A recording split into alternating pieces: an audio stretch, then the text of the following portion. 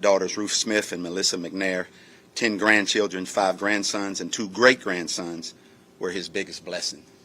And in 2019, the Texans announced that October the 6th would be designated as Founders Day. Each year moving forward, the organization will celebrate Mr. McNair's incredible legacy and tremendous impact on the community by participating in a service day moving forward on this day, and the day is that day. I just wanted to recognize that. Go ahead. Change the mood. How about getting rid of Anthony Miller? You know, basically, John, you know, we're always looking to do the best things we feel like is best for our football team, and we feel like with Danny coming back, we feel like he's going to be ready. It's the same position with the way we are and the way we're structured offensively. There's only room for one of those guys in that position, and we feel like that's the best thing moving forward that we needed to do. You and Nick are always talking about culture and laying the foundation with veteran players. Mm-hmm. When y'all make moves with some players like this to kind of catch people off guard, how much does that factor in? Well, it really doesn't factor in from a standpoint of the veterans. It basically, you go back and you sit down, John, and you say, okay, moving forward, what's best for our football team or where we're at this point? And we felt like at that position, with the way we're playing that position and how it fits in our offense, that was the best thing to do for moving forward. We also felt like, too, keeping Anthony around. Basically, we're only going to have one of those guys up active each week at that position, and it really didn't make sense to be able to have that and not be able to have the guy up active. Do you actually feel like this team actually have enough, I guess, talented receivers in order to go out there and compete, especially with a rookie quarterback in Davis Mills? Yeah, it's not a lack of talent. It's just a lack of us being able to execute. And obviously not having Nico out there is we miss him. But for the most part, no, it has nothing to do with a lack of talent. It has something to do with how we've executed. We haven't executed very well up to this point. We haven't played very well in our past games, which has something to do with a lot to do with our running game. And but no, it's not a lack of talent. It's just a lack of us playing better. Do you expect Nico to be available after next week, after he's available? I'm not really sure yet what the timetable is right now. I know it won't be this week or next week, but hopefully after that. I don't believe because of the protocol, COVID protocol, that he'll be ready to go this week. I think he would be eligible to play this week, but the fact that he's come off of COVID, you know, the not being able to have practiced to be able to put him out on the field right now, I don't think would be good for him. Same thing, you know. The way he was playing before the injury, what's your hopes for him now that you get him back in the lineup and obviously playing against his old? Well, to continue to do what he did when we had him here. You know, we were actually in those first 2 ball games actually pretty decent on third downs, and obviously that's where he's been used a bunch in that position. And the big thing that's happened to us lately is that we've been in too many third down and long type situations. And if we can get our first and second down offense going the way it should be going, then when we get in third and management situation, he's been big for us there, and that's what he was prior to getting hurt.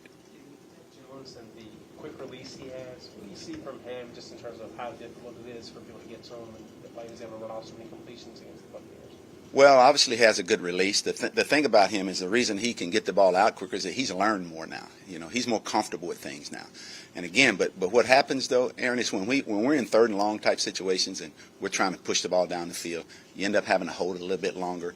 You end up stressing out the up front people with those kind of things. And obviously in that particular situation, he's learning that just because it's third and long, and if it's 3rd and 12, you don't have to throw the ball for 12 yards to get a first down.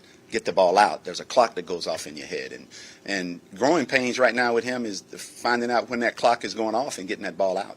David, you mentioned that the way you guys play offensively is kind of the reason you have limitations on how many slot receivers you can have. Given that you aren't moving the ball successfully on the ground when you do play these heavy personnel packages, why are you maybe hesitant to try kind of spreading the field out and using more receivers and playing that way to move the ball on the ground? Well, if we start playing better and doing the things and not having holding penalties that put us behind the sticks at 1st and 10 to 1st and 20, we had 4 of those in this past game, which has a lot to do with being effective running the football. And then we're not the kind of football team that can overcome those kind of things. I don't know very many football teams that can overcome those things.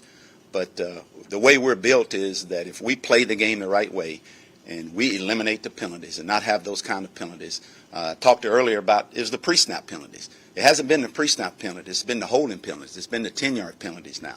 You know, the penalties that are happening during the plays where we're getting positive yardage and then getting backed up. Those are the things that we've got to get better at. And I think our run game will improve because of that. You thought about abandoning the running back by committee and going the old-fashioned way with, say, Ingram? No, we think that they all three have a spot back there. You know, I'm not sure what Rex's situation is going to be right now for this week, but I think all three of those guys have different ways of being able to help us offensively. And we just got, again, John, I go back to we got to quit getting penalties, and if we start to be more consistent and not getting those things and getting behind the sticks, that we can do what we did the first game and a half of being able to be effective running the ball. That first game, Farrell had a great game, and then he got hurt, and he hadn't been a factor like that. How much of his injuries has to do with the lack of productivity like that first game, or is it just change of quarterback? No, I don't think it's a change of quarterbacks. I think it's just the fact that he wasn't playing as good later on as he has been, as he was playing earlier. And not just him, but other guys also. And, you know, when one guy on the offense, we talk about being 111, when one guy on offense is not doing his job, it affects everybody else's job. Whether it's the quarterback, the line, the backs, the receivers, it affects everybody's job. And sometimes in certain situations, it affects other guys' job more than others, especially if it's a pass play where a guy's wide open down the field and a guy misses a block, or a guy makes a block and the guy doesn't uncover it. Those things are all part of that. And we just haven't been consistent enough at doing that. And that has nothing to do with our quarterback. David, you noticed you say it doesn't have to do with your quarterback. Have you noticed a higher percentage of mistakes or penalties in these last two games than you did in the first two? I've noticed a higher mistake of the holding penalties in this last game. And again, I think that has something to go back to us fundamentally. Our guys, usually when offensive linemen are holding, they're holding simply because they're too high, they're late getting off the ball, those kinds of things. And that's fundamental things. That's coaching. And that's where we will spend moving forward of making sure that those things don't happen. Is when I said we go back and we watch the video, why did this happen? This happened simply because you weren't doing the right thing. You weren't playing the way you should have been playing. And that's us coaching, and we got that corrected. We'll get that corrected, and moving forward, we'll be more consistent. And so that's not related at all then to who's playing quarterback? No, that has nothing to do with who's playing quarterback.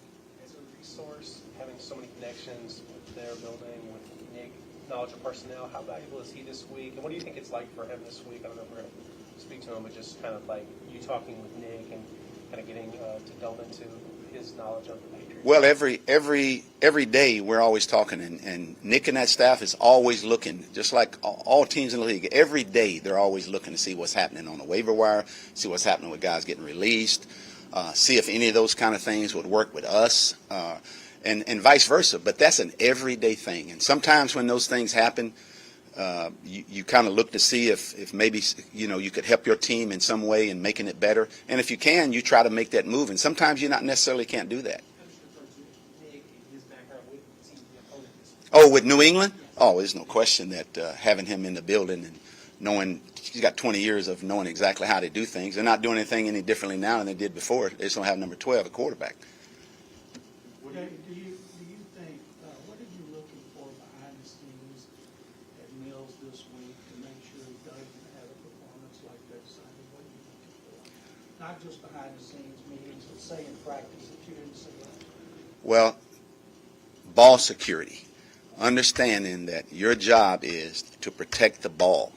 And when you go back to pass, that is an incompletion is okay if the guy is not there. You don't have to make a play.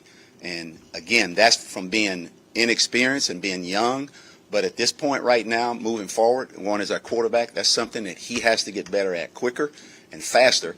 And if he does that and understand that, look, same thing about taking a sack, There's a guy down there. Throw the ball incomplete. Throw the ball at somebody's feet. Get the ball out. Those kinds of things. And that's where he's got to grow faster. And I think I will see that happen in practice, and with him getting the ball out and having a little bit more pressure on him and not taking a sack and not throwing the ball when you feel like got to make a play. That's part of growing. Between coaching and scaring the hell out of him? Well, I don't think he's the kind of kid. You can't scare this kid. You can't scare him. He's one of those guys that is, for a young guy like this, we're rookie. Most rookies that have gone through what he would gone through Sunday, you would be really concerned. But I'm not concerned. I see the same look in his eyes. He comes and he prepares the same way. We've sat down and we've talked one-on-one about what we need from you and what's expected for you for us to move forward, for us to have a chance to be able to get this offense to where it needs to be. What's keeping Brevin back from contributing to this team right now? Well, really nothing. It's just time. Just the guys that are in front of him, we feel like are doing the job. And I think at some point there may be a time for him for us to be able to take a look for him. And I think it could be coming. Do you anticipate him back this season? Is this a 1 week thing? Do you think We anticipate him back this season. This could be just something just a week thing. We're taking it like day to day with him right now. He had a hip injury. Yes. Coach, with those conversations that you have with Davis, Mm-hmm. just on a personal level, how important is having those moments, especially after a game that he had Sunday? How important it is to have those moments? How important it is to have those one-on-one moments with Davis Mills? Oh, very, very important. First of all, as our quarterback, he needs to understand what the job is. He does understand that. He also needs to understand that this is how the job has to be done for us to be what we need to be. And is there pressure on you to do that? Sure it is. You play quarterback. That's part of being quarterback in this league. And for him to be back there, for us to do what we need to do, he has to do those things. And we've had one-on-ones. We've had one-on-ones every day this week about those kinds of things. And basically just to ensure him that we still got his back. He's our quarterback. We're going to move forward with him, but he's got to play better, and we're going to play better with him. Thank you. Mm-hmm.